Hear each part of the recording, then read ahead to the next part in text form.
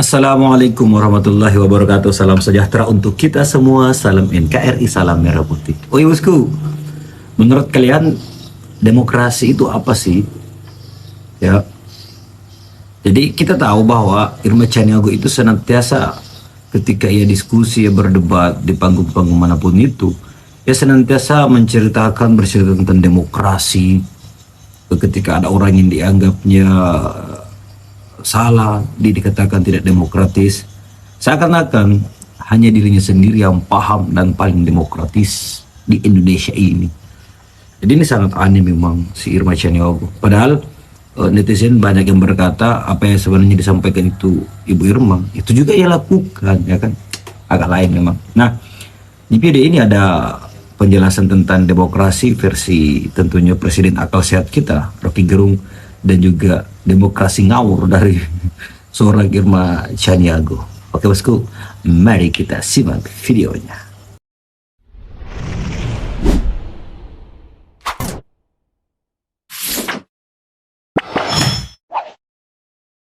Demokrasi itu Rocky Gerung. government of reason through government by the people. Demokrasi itu adalah pemerintahan akal melalui pemerintahan. Demokrasi itu bukan pemerintahan dari, oleh, dan untuk rakyat, bukan. Demokrasi membutuhkan pikiran. Jadi ilmu pemerintahan pertama-tama adalah ilmu untuk memikirkan keadilan sosial. Dan itu namanya politik. Politik hanya disebut politik kalau di dalamnya ada ide tentang justice. Buku Republik dari Plato, intinya adalah tentang keadilan, distribusi keadilan. Jadi seorang politisi dia harus mampu berpikir tentang jenis-jenis keadilan yang berbeda di kalangan masyarakat. Keadilan sosial versi Pancasila beda dengan keadilan sosial versi filsafat Islam, beda dengan liberalisme, beda dengan libertarianisme, beda dengan komunis, beda dengan sosialisme. Itu sebabnya menjadi politisi itu jauh lebih rumit. Kalau demokrasi masih diandalkan pada elektabilitas dengan asumsi demokrasi itu adalah pemerintahan dari, oleh, dan untuk rakyat, maka kemampuan kontrolnya nggak bisa itu. Jadi kita mesti ubah sebetulnya pengertian demokrasi itu menjadi demokrasi is the government of reason through the government by the people. Betul. Jadi ke depan kita mesti kampanyekan elektabilitas itu belakangan, Ya. atau gua rumus dengan kalimat yang lebih positif, intelektualitas harus mendahului elektabilitas. Jadi seseorang yang mau jadi presiden, dia elektabilitas ditentukan oleh kemampuan dia untuk berpikir. Di dalamnya ada soal moral, integritas. Nah kalau begitu lebih mudah kita pastikan bahwa demokrasi ada di tangan orang yang benar. Nah populisme itu buruk sekali sebetulnya bagi demokrasi itu. Karena dia sedang mengandaikan dia sudah terpilih.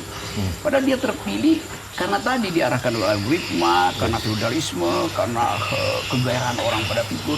Nggak pernah diuji kemampuan dia untuk menghasilkan justice, welfare. Negeri ini secara Perbedaan dasar demokrasi kita. tumbuh pada identitas. Ustaz Somad ya. Pak Jokowi kemarin pakai baju etnis, itu juga politik identitas. Pak Jokowi bercakap-cakap dengan lingkungan sekitarnya pakai bahasa Jawa tuh, walaupun dia presiden harusnya pakai bahasa Indonesia, itu politik identitas tuh. Nah sekali lagi kemampuan kita untuk membedakan bahwa yang disebut politik identitas adalah keinginan untuk memaksimalkan cara berpikir awal kita yang memang dasarnya adalah identitas. Muslim adalah identitas, kejauhan adalah identitas. Waktu bangsa ini didirikan, perdebatan bagaimana bentuk negara, ada yang ingin bikin negara Islam, ada yang ingin bikin negara liberal, bikin negara komunis, balik lagi pada kesultanan. Semua itu ada pertandingan identitas, tapi diasuh oleh pikiran. Iya. Nah itu persahabatan awal dari para pemikir bangsa ini harusnya kita teruskan sekarang. Yang sekarang nggak mungkin kita bersahabat, karena bersahabat di tingkat negara artinya bertukar pikiran. Nah kalau saya bertukar pikiran, saya mau tanya, saya mau bertukar pikiran dengan siapa itu? Fasilitas yang disediakan oleh demokrasi adalah pertengkaran pikiran secara argumentatif, bukan saling tembak-menembak, apalagi menembak tembok. Saya ingin sampaikan Emak si paling paham demokrasi nih. Demokrasi itu bukan berarti bisa bicara sebebas-bebasnya. Karena demokrasi itu harus menafikan hukum dan keadilan. Nggak ada demokrasi tidak ada hukum, nggak ada demokrasi tanpa keadilan. Justru karena demokrasi itu kita butuh hukum dan keadilan. Itu yang pertama. Oleh karena itu, maka nggak boleh juga orang seenak-enak udelnya ngomong misalnya goblok, dungu, bajingan, segala macam itu nggak boleh. Apalagi seorang akademisi misalnya, apalagi seorang tokoh masyarakat. Yang dimaksud siapa, Ibu Irma? Sepertinya nggak ada, Bu. Saya nggak ingin bicara siapa yang dimaksud. Kita juga nggak ingat lagi, Bu, itu, Bu. Pasti sudah tahu. Oke. Ya, rakyat pasti sudah tahu. Saya ingin mengkritisi ini karena apa? Karena mengkritisi itu nggak perlu harus dengan caci maki. Berarti Bisa dia seperti yang singgung disampaikan Rocky Gerung, Dedi kan? tadi, saya setuju sekali tadi soal misalnya tentang bagaimana menjadi oposisi. Tadi Dedi menjabarkan dengan sangat baik menurut saya. Dan itu diskursus yang harus tersampaikan ke publik. Itu yang harus kita ajarkan kepada adik-adik kita hari ini di sini. Irman Iwas. Itu diskursus yang bagus. Tapi yang ketiga, saya ingin sampaikan begini. Tokoh-tokoh masyarakat banyak sekali hari ini yang tidak sependapat misalnya, kemudian memaksakan diri untuk menyatakan si A benar, si B yang salah. Itu juga nggak boleh. Lah katanya demokrasi. Kalau mau bicara demokrasi artinya semua pendapat itu harus dihormati. Akomodir. Oke. Nih saya sedikit luruskan sebentar, tadi. saya belum Oke. selesai. Oke. Saya belum selesai. Biar Nah, rame yang sedikit. keempat ingin saya sampaikan. Yang keempat, Belum saya selesai. saya berharap ya tokoh masyarakat, tokoh politik, akademisi dan lain sebagainya itu justru harusnya memberikan diskursus yang konstruktif kepada masyarakat, apalagi kepada mahasiswa. Jadi jangan ajarin, karena apa? Karena guru kencing berdiri, murid kencing berlari. Oke. Jadi jangan pernah sampaikan kepada kepada anak-anakku, kepada masyarakat Indonesia kalimat-kalimat yang menurut saya tidak beradab. Oke. Bang Refli. Bicara Ya, etika, ya. tapi dia sendiri tidak Oke. punya etika. Jadi, Prabowo boleh ngambil semua partai politik dalam pemerintahannya, tapi jangan berasumsi bahwa dia membeli semua partai politik. Harusnya Refli Harun. semua anggota DPR itu adalah dalam tanda kutip oposisi terhadap pemerintahan. Tentu oposisi yang loyal dan konstruktif. Jadi kalau misalnya Anda mengatakan bahwa program itu jelek, Anda katakan jelek. Kalau bagus, Anda katakan bagus. Sama seperti saya.